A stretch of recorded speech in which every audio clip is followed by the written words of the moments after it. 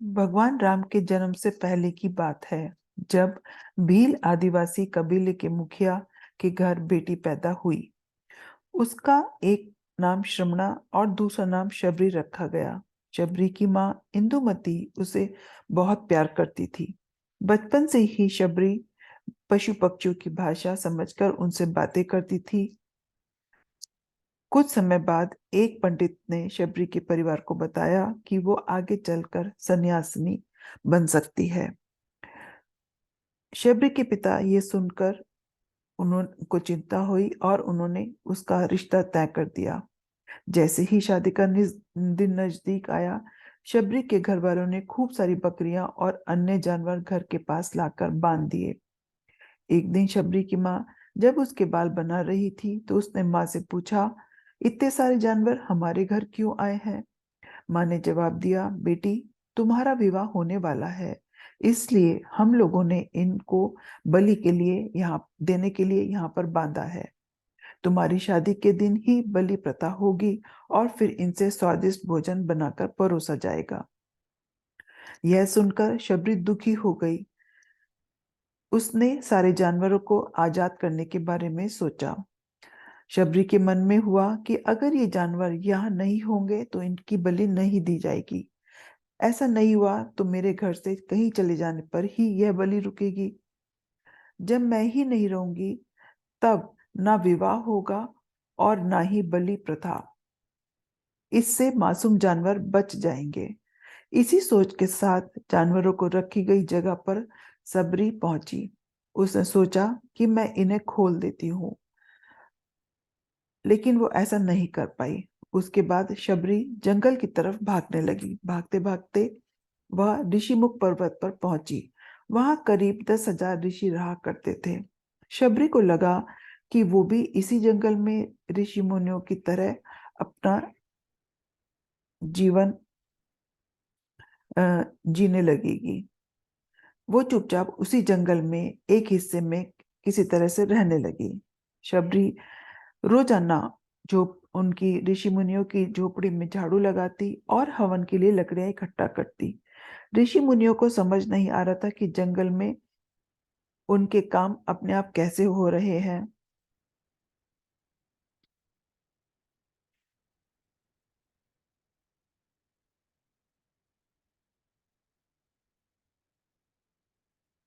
एक दिन शबरी को किसी ऋषि ने देख लिया।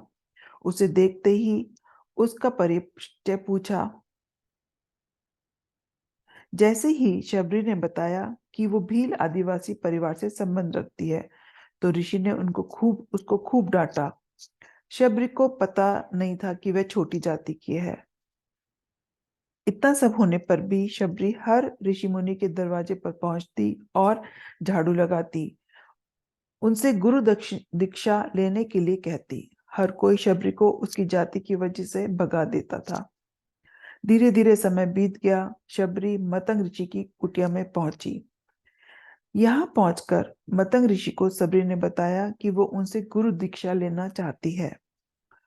उन्होंने खुशी खुशी उसे अपने गुरुकुल में रहने दिया और भगवान से जुड़ा ज्ञान देते रहे।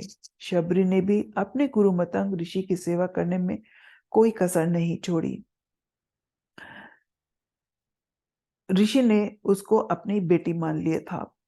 समय के साथ मतंग ऋषि का शरीर बूढ़ा हो गया। उन्होंने एक दिन शबरी को अपने पास बुलाया और कहा, बेटी, मैं अपना देह त्यागना चाह रहा हूँ। बहुत साल हो गए हैं इस शरीर में रहते रहते। शबरी ने दुखी मन से कहा, आपके ही सहारे मैं इस जंगल में रह पाई हूँ। आप ही चले जाएंगे तो मैं जीकर क्या करूंगी? आप अपने संग मुझे भी ले जाइए, मैं भी देह त्याग दूंगी। मतंग ऋषि ने कहा, बेटी, तुम्हें चिंता करने की कोई जरूरत नहीं है। राम तुम्हारी चिंता करेंगे और ध्यान भी रखेंगे। शबरी ने राम का नाम सुनने के बाद पूछा, वो कौन है और उन्हें मैं किस तरह से ढूंढूंगी? मतंग ऋषि ने बताया, राम और कोई नहीं, भगवान है। वो तुम्हारे सारे अच्छे कर्मों का फल देंगे। तुम्हें उन्हें ढूंढने की कोई जरूरत नहीं है। वो एक दिन खुद तुम्हें खोजते हुए इस कुटिया में आएंगे, उनके हाथों से ही तुम्हारा मोक्ष होगा। तब तक तुम इसी आश्रम में रहो। और ये कहकर मतंग ऋषि ने अपना शरीर त्याग दिया। शबरी के मन में मतंग ऋषि के जाने के बाद एक ही बात की आस थी कि भगवान राम उससे मिलने आएंगे। वो रोज भगवान राम से मिलने के लिए बाग से अच्छे अच्छे फूल लाकर पूरा आश्रम सजाती और भगवान के लिए पेड़ तोड़कर लाती। भगवान के लिए बेर चुनते हुए शबरी उन्हें चख लेती थी, ताकि भगवान को वो सिर्फ मीठे बेर ही दे। रोजाना शबरी इसी तरह भगवान के दर्शन की आस में फूल और बेर इकट्ठा करती रहती थी। इस इंतजार में कई साल बीत गए। एक दिन आश्रम के पास ही तालाब में शबरी पानी लेने के लिए गई। तभी एक ऋषि ने उसे अछूत कहा और वहां से भागने के लिए कहा और उसको एक पत्थर से भी मारा। शबरी को चोट लगी, खून बहने लगा। बहते हुए खून की एक बूंद उसी तालाब में गिर गई। तभी पूरा तालाब का पानी खून में बदल गया। ये सब देखकर ऋषि ने शबरी को डांटा और कहा, तुम्हारी वजह से पूरा पानी खराब हो गया। रोज ऋषि उस पानी को साफ करने के लिए अपनी विद्याओं का इस्तेमाल करते थे। बहुत परिश्रम के बाद भी कुछ नहीं हुआ। फिर उन्होंने गंगा जैसी कई पवित्र नदियों का जल भी उस तालाब में डाला, फिर भी तालाब का पानी साफ नहीं हुआ। वो अभी भी खून के जैसा ही था। कई सालों तक तालाब के पानी को साफ करने की कोशिश के बाद भी कुछ काम नहीं आया, तो ऋषि ने थक कर छोड़ दिया। इस घटना के कई सालों के बाद भगवान राम और उनकी पत्नी सीता के हरण के बाद उन्होंने ढूंढते हुए उसी तालाब के पास पहुंचे। ऋषि मुनियों ने उन्हें पहचान लिया। भगवान को वहां देखकर ऋषियों ने तालाब का पानी साफ करने के लिए भगवान को अपने पैर उसमें डालने के लिए कहा, लेकिन पानी फिर भी जैसे का तैसा ही था। ऋषि मुनियों ने भगवान से भी कई अन्य यत्न करवाए, लेकिन वो पानी वैसा ही रहा। तब भगवान ने ऋषियों से पानी के रक्त में बदलने की कहानी पूछी। तब ऋषि ने शबरी को पत्थर मारने वाली सारी बात बता दी। उसके बाद कहा कि वो महिला ही अपवित्र है, छोटी जात की है, इसलिए ये सब हुआ। उसी समय भगवान राम ने कहा, ये सब आप लोगों के खराब वचनों से हुआ है। आपने शबरी को घायल करके उसको अपशब्द बोल के मेरे दिल को घायल किया है। इसी घायल दिल के रक्त का प्रतीक यह तालाब का लाल पानी है। भगवान राम बोले, कहाँ है वो माई, मैं उनसे मिलना चाहता हूँ। तब तक शबरी उसी तालाब के पास पहुंच जाती है। उस दौरान शबरी के पैर को ठोकर लगती है और कुछ धूल उस तालाब में गिर जाती है। तभी सारा पानी साफ हो जाता है।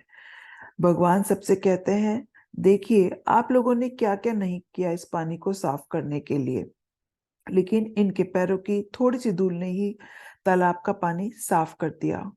भगवान राम को शबरी पहचान चुकी थी। उन्हें प्रणाम करके शबरी ने कहा, भगवान आप मेरे साथ कुटिया में चलिए। भगवान भी खुशी खुशी शबरी के साथ चल पड़े। फूलों से शबरी ने भगवान राम का स्वागत किया। वो सीधे बेर तोड़ने के लिए बाग गई और चक चक कर उनके लिए बेर लेकर आई। उन्होंने बड़े ही प्यार से भगवान राम और उनके भाई लक्ष्मण को बेर दिए। भगवान राम ने भी उतने ही प्यार से उन बेरों को खाना शुरू किया। तभी बेर देखकर मुंह बनाते हुए लक्ष्मण ने कहा, भैया ये बेर झूठे हैं, आप इन्हें कैसे खा सकते हैं। भगवान ने कहा, लक्ष्मण ये झूठे नहीं बल्कि बहुत मीठे हैं। शबरी माई हम सबके लिए ये बहुत प्यार से तोड़कर लाई है। इतना कहकर भगवान राम प्यार से उन बेर को खाने लगे। भगवान ने जाते हुए शबरी माई से कहा, आप मुझसे जो चाहे वो मांग सकती हैं। शबरी ने उनसे कहा, मतंग ऋषि के कहने पर मैं आज तक सिर्फ आपके दर्शन के लिए जी रही थी। अब आप मुझे मोक्ष प्रदान कीजिए, मैं अपना शरीर आपके सामने ही त्यागूंगी। उसी वक्त शबरी ने अपना शरीर त्याग दिया। भगवान राम ने अपने हाथों से उनका अंतिम संस्कार किया और सीता माँ की खोज में आगे बढ़ गए।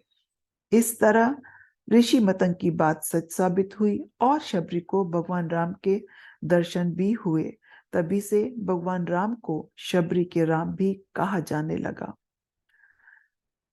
कहानी से सीख है, सच्ची श्रद्धा हो तो भगवान के दर्शन जरूर हो जाते हैं।